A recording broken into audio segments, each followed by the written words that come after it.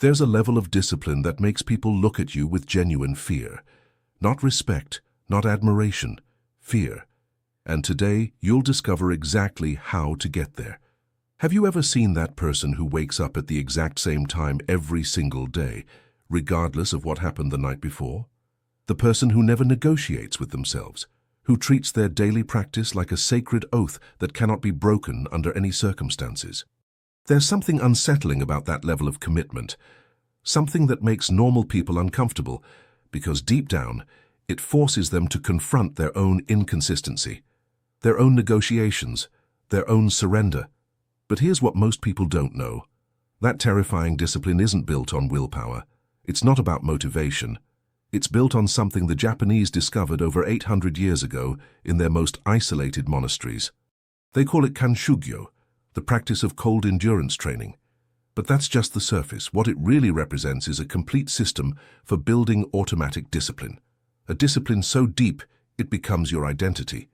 But there's a catch. This system isn't for everyone. Because once you truly understand it, once you implement it completely, there's no going back to who you were before. Your friends will notice, your family will comment, and some of them won't like what they see. But before I show you how it works, I need you to do 3 things. Subscribe to this channel, hit the like button on this video, and in the comments, write the exact time you're going to wake up tomorrow.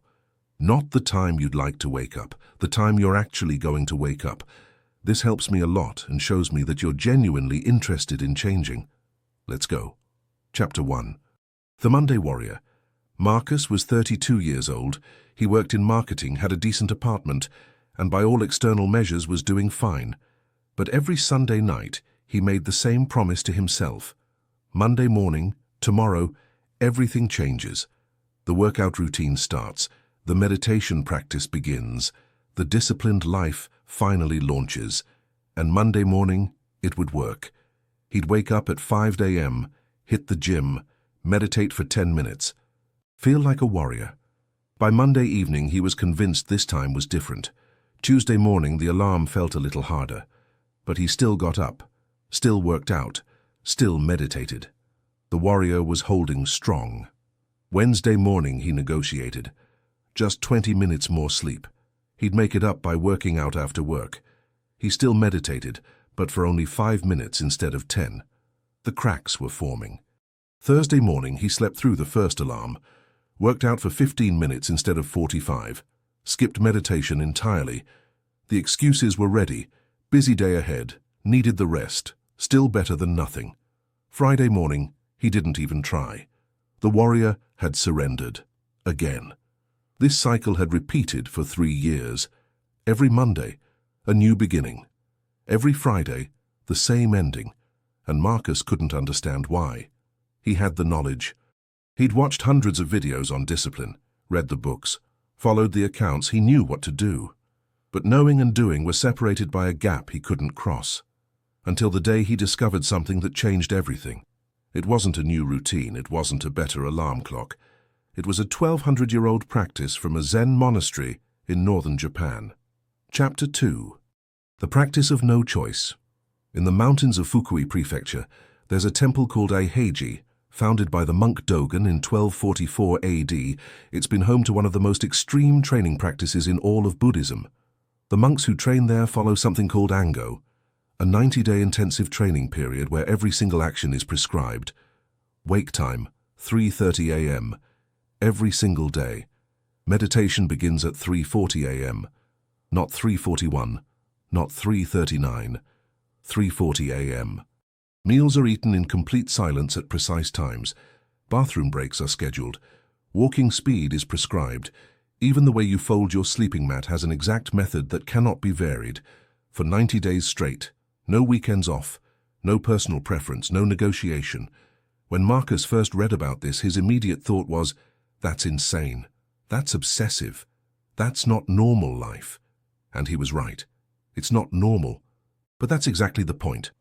A neuroscientist at Harvard University, who has been studying habit formation for 15 years, discovered something fascinating about the human brain. Our basal ganglia, the part of the brain responsible for automatic behaviors, doesn't distinguish between good habits and bad habits. It only recognizes patterns that repeat consistently. But here's the critical part. The pattern must be identical. Same time, same place, same conditions. When you vary any element, your brain treats it as a new behavior, not a repetition of an existing pattern. The research shows it takes 66 days of identical repetition for a behavior to become automatic. Not similar repetition, identical repetition. This is why Marcus's Monday warrior routine always failed. Monday was 5 a.m., Tuesday was 5:15 a.m., Wednesday was 5:45 a.m. His brain never recognized it as the same behavior. Every single day was day one. He wasn't building a habit. He was starting over, again and again. The monks at Eiheiji understood this 800 years before neuroscience proved it. Remove all choice, and you remove all negotiation. The discipline becomes effortless because it's not discipline anymore. It's just what you do. Marcus decided to test it, but not with monastic extremism. He chose one single behavior. Wake time, 5:30 a.m., every single day. No weekends off, no negotiation, no exceptions. Chapter 3. The first war day one was easy. The decision was fresh. The commitment was strong. Marcus felt like he'd discovered the secret. Day 2 was still manageable. The novelty hadn't worn off. He was proving something to himself. Day 3 is where most people break. This is the day your brain realizes this isn't a temporary experiment. This is a permanent change. And your brain hates permanent change. Marcus's alarm went off at 5:30 a.m. His first thought, I'm tired. His second thought, I went to bed late last night. His third thought, one day won't matter. This is the moment. This is where every previous attempt had failed. The negotiation, the exception, the reasonable excuse. But Marcus had learned something from the monks. They have a practice called shikantaza. It translates to just sitting, but the deeper meaning is just doing without thought. A behavioral psychologist at Yale who has been studying decision fatigue for 12 years explains it like this.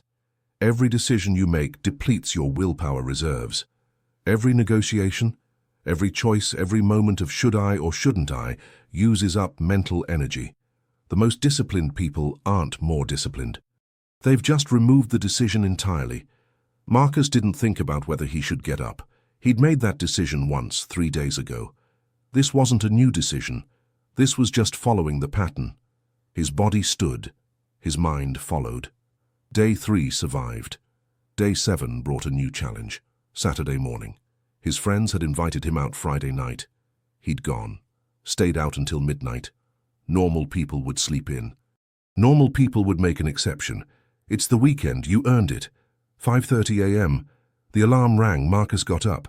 Not because he wanted to, not because he felt rested, because it was 5:30 a.m., and at 5:30 a.m. he gets up.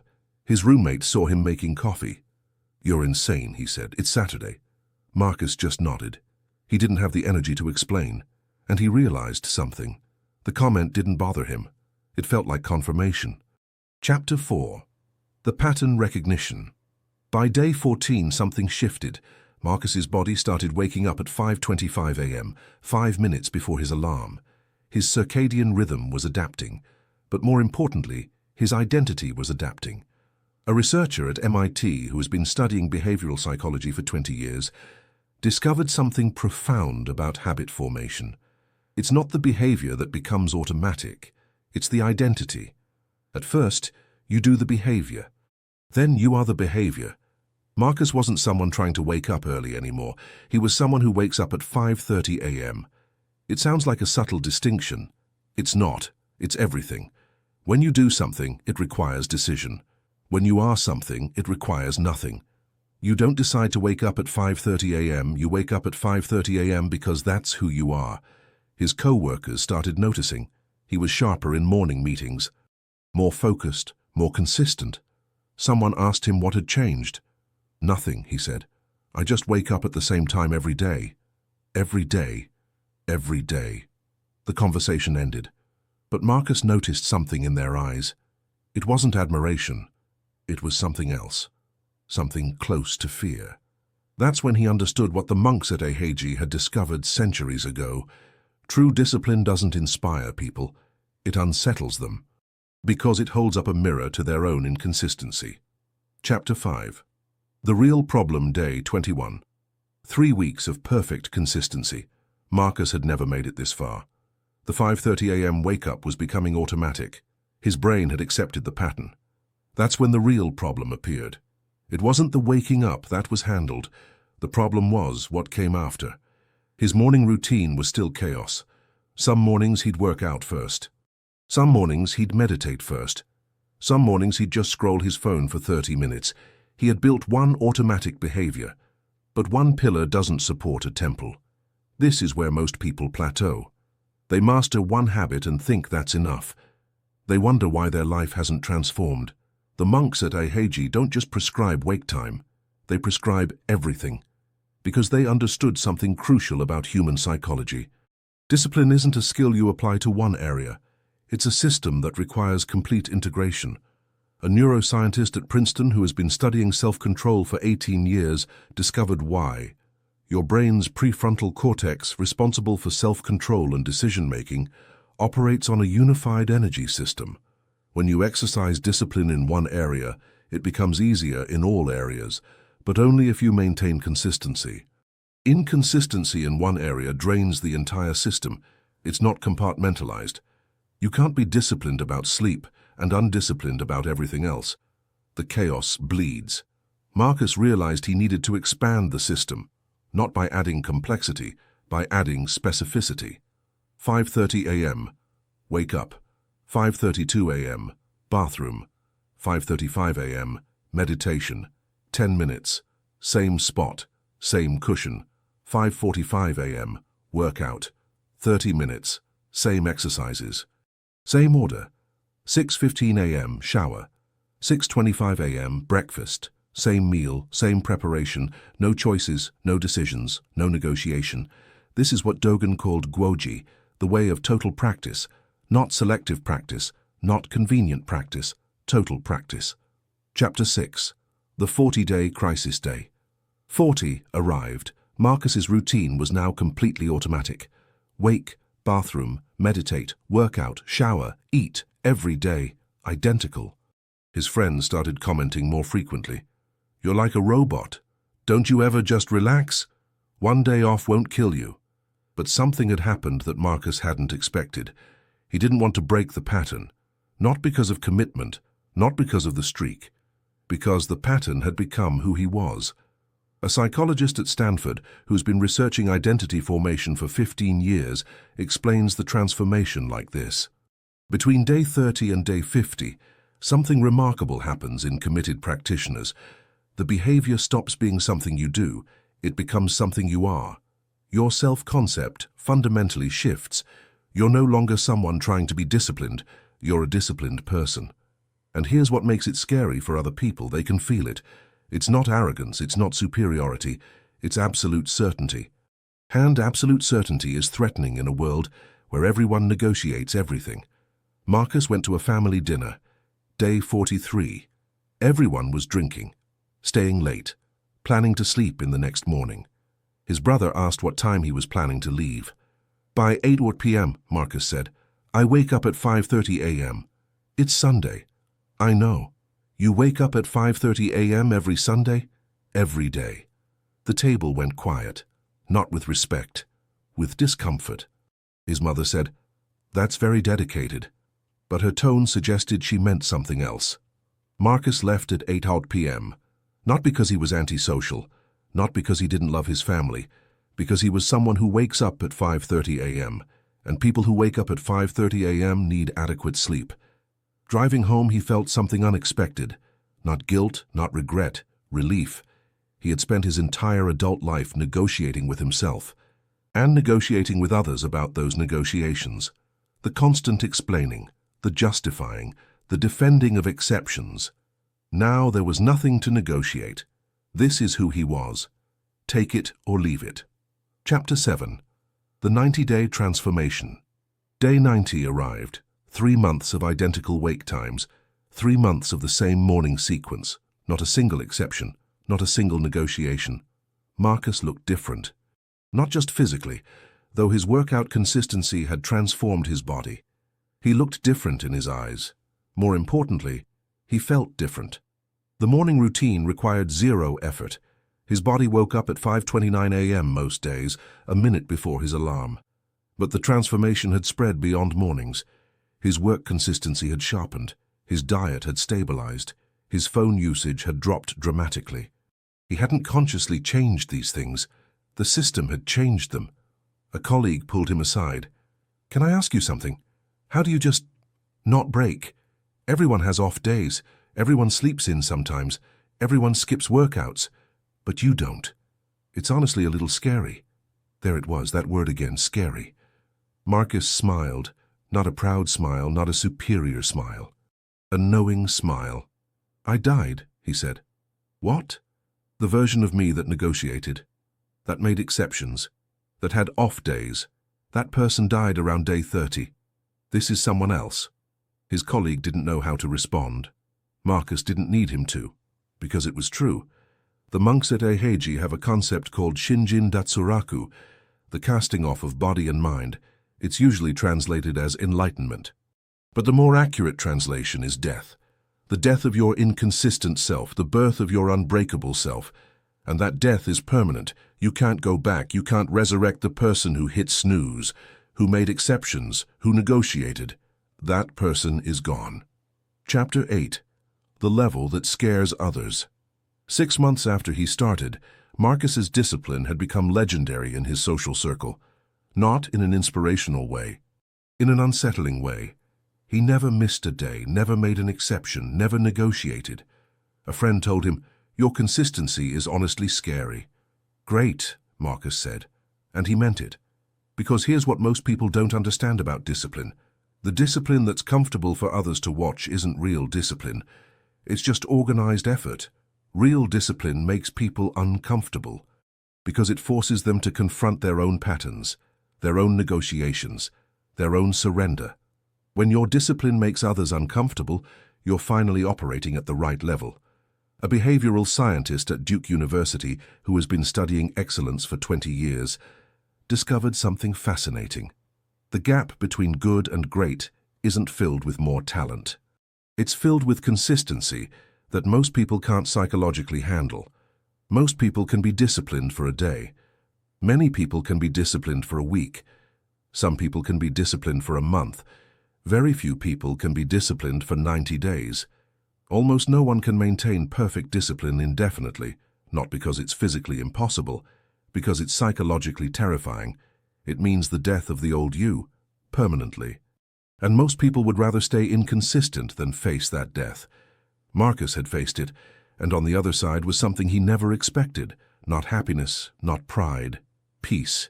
The peace of never negotiating. The peace of never wondering if you'll follow through. The peace of being exactly who you claim to be. That peace is worth the fear in others' eyes, every single time. The question remains, are you ready for this level of transformation? Because it's not about discipline. It's not about waking up early. It's not about routines. It's about death and rebirth. The death of the person who negotiates, the birth of the person who simply is. And if you're willing to face that death, everything changes. Your friends will call you obsessive. Your family will say you're not normal. Your colleagues will find you intimidating. And when you hear those words, you'll know you've finally gotten where you want to be. Not because you're trying to intimidate anyone, not because you're seeking that reaction, but because your absolute certainty naturally creates discomfort in a world where everyone negotiates everything. Choose your death carefully, because once you kill the inconsistent version of yourself, there's no resurrection. But on the other side of that death is a life most people will never understand. A life of zero negotiation, a life of complete alignment, a life that makes others uncomfortable because it reminds them of their own potential. That life is waiting. The only question is whether you're willing to die to reach it. If this content resonated with you, subscribe to this channel so you don't miss future videos that will transform you. In the comments, tell me, what's the one behavior you're going to make non-negotiable starting tomorrow? What time will you wake up? What practice will you make identical every single day? Remember, the consistency that scares others is the only consistency worth having. If you've watched this far, thank you very much for your attention. See you in the next video.